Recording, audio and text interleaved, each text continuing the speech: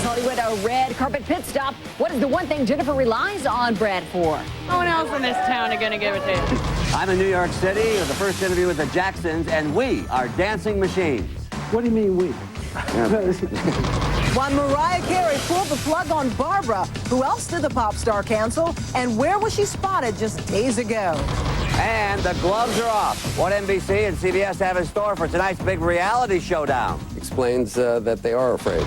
Then People magazines and our secret weapon takes aim at Hollywood's fashion hits and misses. Didn't your mothers teach you? I mean, it's enough to make a young fashionista sick to his stomach. Mother knows best. Grab your antacids. This is Access Hollywood for Wednesday, September 5, 2001.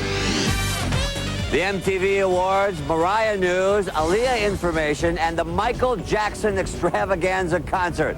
New York City is the music capital of the world right now, and that's why I'm here. Hi, everybody. I'm Pat O'Brien. We'll have all that and more for you. First, let's go back to the studio and Nancy O'Dell. Nancy? Hi, Pat. And from real rock stars to the fictitious kind, well, last night the Pitts, along with at least one of their famous friends, made a stop at the premiere for Rockstar.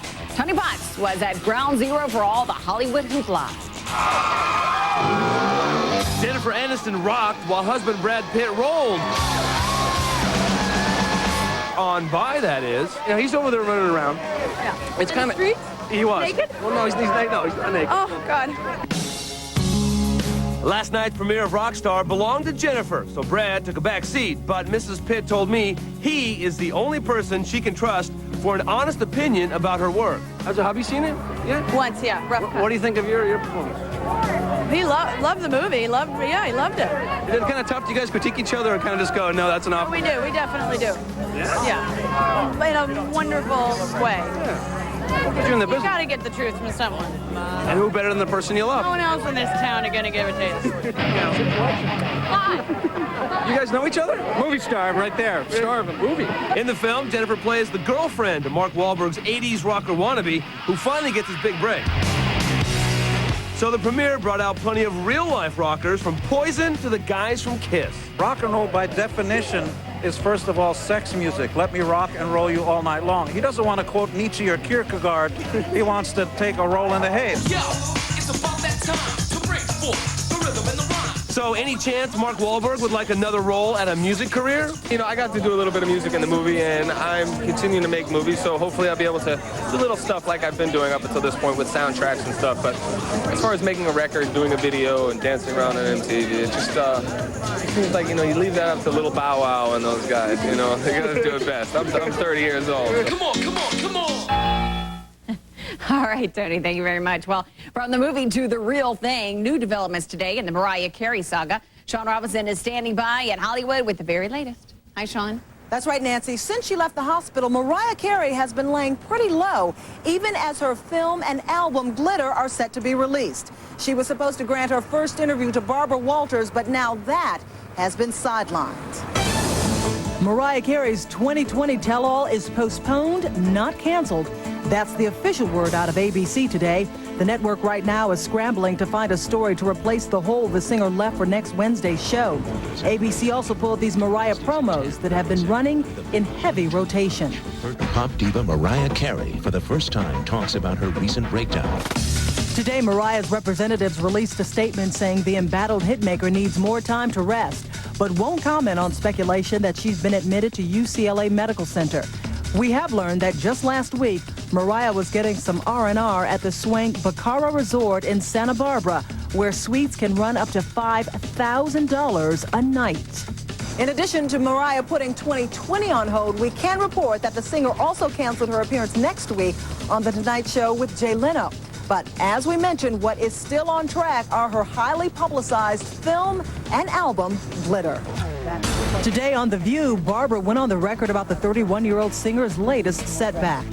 This is a very troubled girl, and my heart aches for her. And sentiments are also still running high for R&B singer Aaliyah, who died 11 days ago. And that emotion is translated into record sales. Aaliyah's self-titled album is #1, selling over 300,000 copies, and that's a huge jump from a week ago. Now, across the country in New York, music is taking center stage. We're talking Michael Jackson. Pat O'Brien is there with that story. Pat. All right, Sean, thank you. Well, the A-list lineup is set. Anticipation is at a fever pitch. Friday, Michael Jackson makes his long-awaited comeback, and he will perform with his brothers for the first time in 20 years. I sat down this morning with the brothers, and here's how that went. Hey, welcome, man. Jackie, Tito, Marlon, Jermaine, Randy, finally reunited for a salute to brother Michael. Is it strange to get back together after all these years? We're brothers, so it just feels good. Being the center of the show, Michael can't miss 1 second of rehearsal to reflect on the event, but Jermaine knows Michael likes what he's seeing. There was a moment yesterday that the brothers probably didn't see, but I saw it, and I think some of the other people saw it.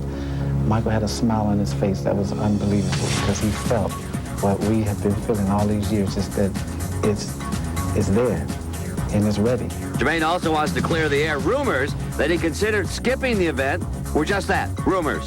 What's the bottom line? My statement was very much misinterpreted by the producer, and I never once said I was not doing the show. I mean, this is the greatest moment for me to be with my brothers. I mean, this show could probably trigger off a lot of things. We all know Michael's solo album comes out next month, but listen up, there's more in store. You and Michael, is everybody going to get back together, maybe do another album? Yeah, we're going to do that.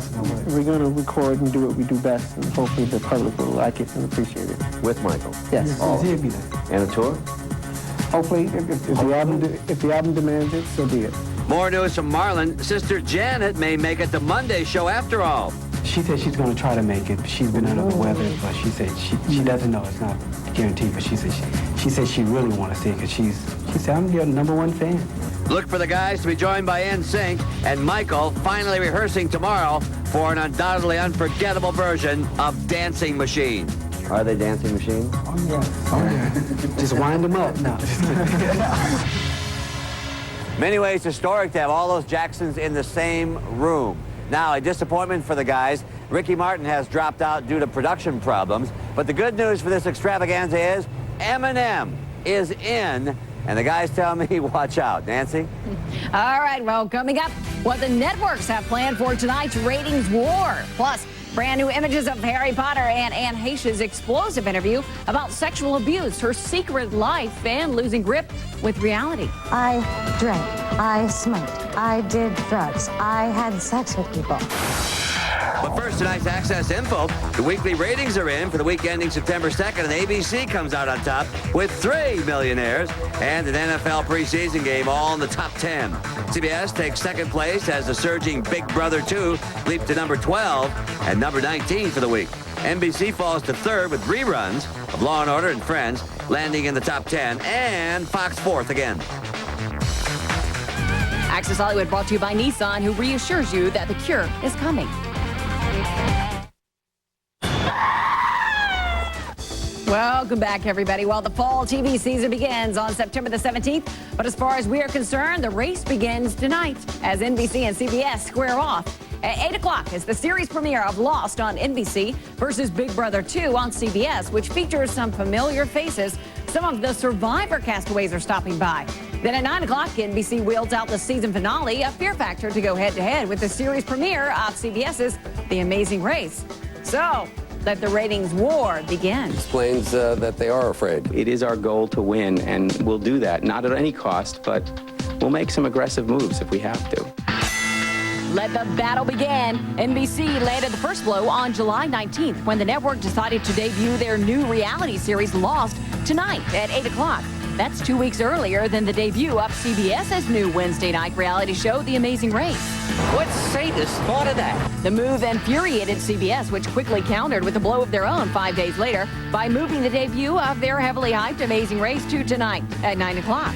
Race's executive producer, Jerry Bruckheimer, says he's looking forward to the upcoming face-off with NBC. They make good programming and it'll be good competition, and that's what it's all about, good competition. Then on August 17th, NBC, looking to strike a little fear into CBS, held back one original episode of their summer hit, Fear Factor, to face off against Race at 9 o'clock. A move that didn't surprise CBS president and CEO Les Moonves. I was going to ask you how you felt about that, but obviously you feel like it's almost a compliment. It is. As I said, they had one original left, and they felt like The Amazing Race is such a potent weapon that they need to put fear factor there, and we're not too worried. I don't think any of this is about fear. It's just trying to schedule as strong as you can, because in the end, you know, this is a ratings game, and we all want to win the ratings game. The network battle continued on August 28th as CBS scheduled a special edition of Big Brother 2 with a twist. Special guest appearances from survivors Jervis, Alicia, Susan, and Jeff.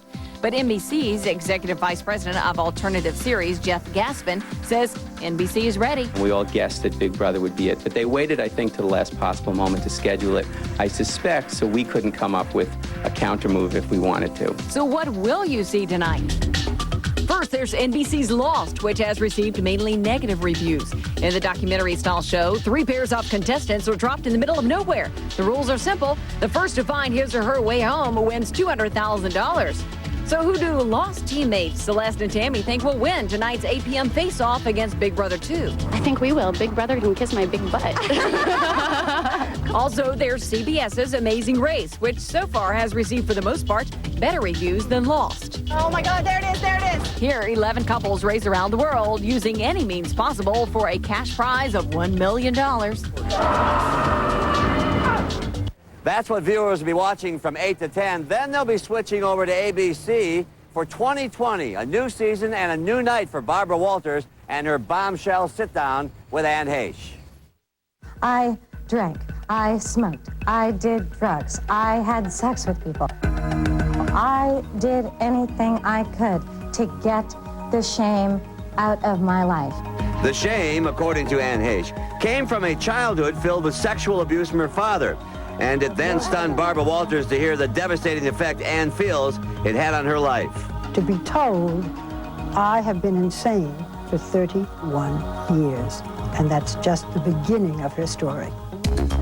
Tonight on 2020, Heche goes on to tell Walters that the straw that broke her psychological back came as an adult. When Anne's mother refused to believe the claims of abuse, Heche lost her grip on reality. She not only felt that she came from another planet, she had another whole personality and a whole other name. That name was Celestia, an alter ego Heche kept secret from partner Ellen DeGeneres, co-stars Robert De Niro, and Harrison Ford. Everyone. Heche tells Walters, "What could I do when I was Celestia? I spoke a different language that God and I spoke together. I could see into the future. I could heal people." On the surface, everything looked great. And also tells Barbara that her relationship with Ellen began showing signs of stress when Ellen's sitcom was canceled. And though Heche says she put her own career on hold to support her partner, the tension only increased. We wanted that to be pure and perfect, and as just like my family, behind the scenes, it was not so perfect. Well, straight ahead, who are the best and worst dressed in Hollywood? Plus, how did Vanity Fair invade the top secret Harry Potter set? That's all coming up. But first, tonight's staggering stat: 6 celebs make Fortune magazine's list of America's richest under 40. At number 13, Michael Jordan is worth $398 million. Number 19, Tom Cruise with $251 million. At number 20, record producer Master P is worth $249 million. Edging out, number 22, Puff Daddy with $231 million. Number 34 is Jim Carrey with $180 million. And Tiger Woods comes in at number 40 with a paltry $160 million.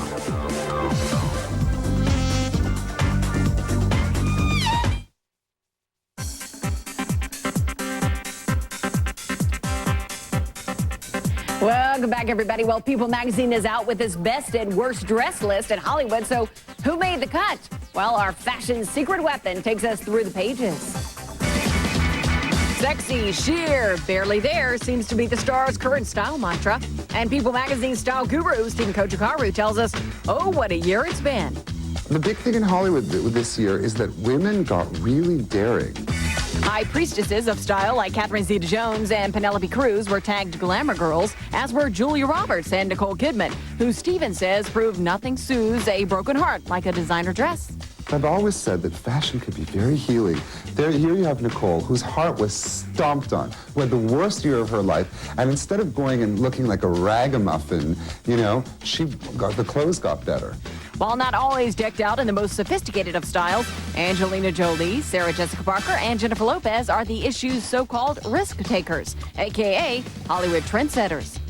Jennifer Lopez is a major risk taker. One minute she's, ghetto girl, she's Miss Street, she's down and dirty. The next minute she's a movie star. I think bar none, there is no other celebrity who is as influential trend-wise than Sarah Jessica Parker.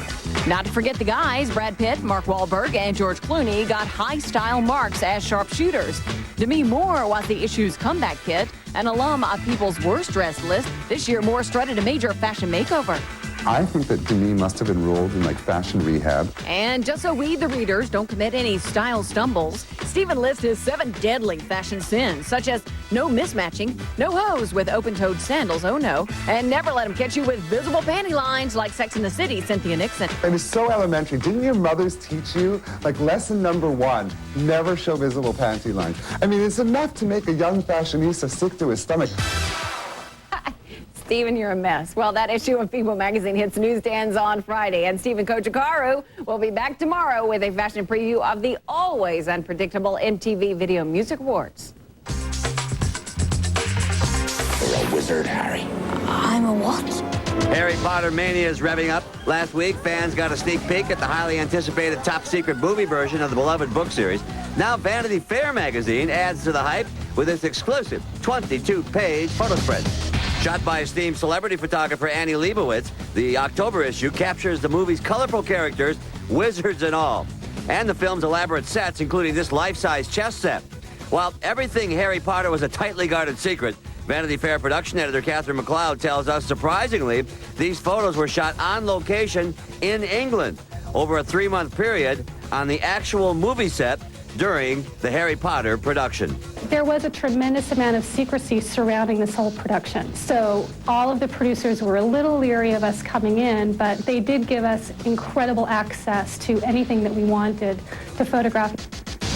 Grabbing the magazine's coveted cover shot is 12-year-old Brit Daniel Radcliffe, a.k.a. Harry Potter.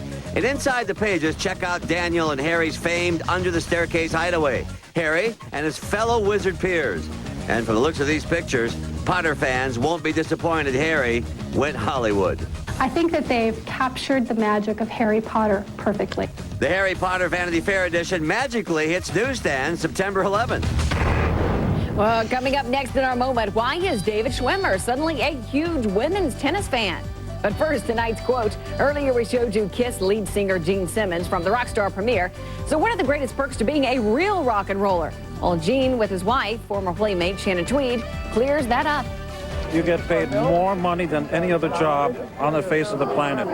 You get more chicks than you would ever get if you were a plumber or a dentist. Until somebody puts their wrench in that. That's true. Yeah. You got to watch out for that.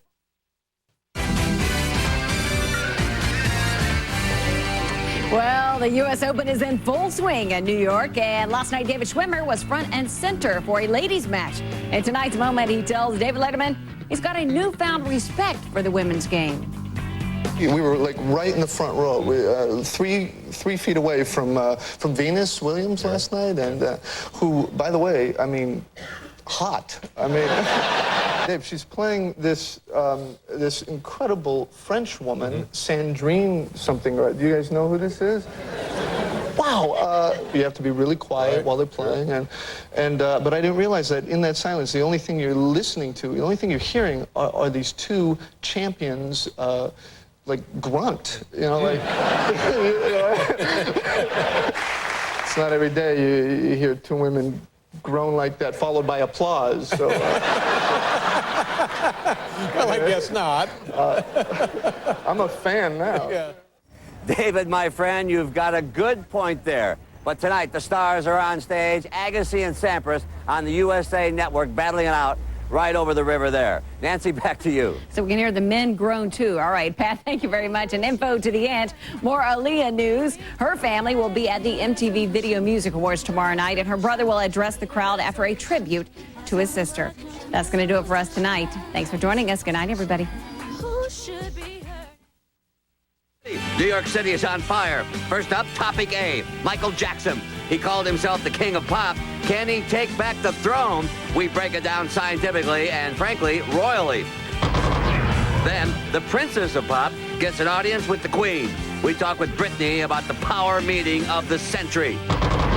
Then, with the MTV Video Music Awards tomorrow and Michael Jackson Friday, at Agassi and Sampras tonight, can you say party? We're on the town with everybody from P. Diddy, to Shaggy, to Alicia Keys, to the Jacksons, the NSYNC guys, Britney, Ben Stiller, Gwen Stefani, and all their bodyguards. So, there you have it. The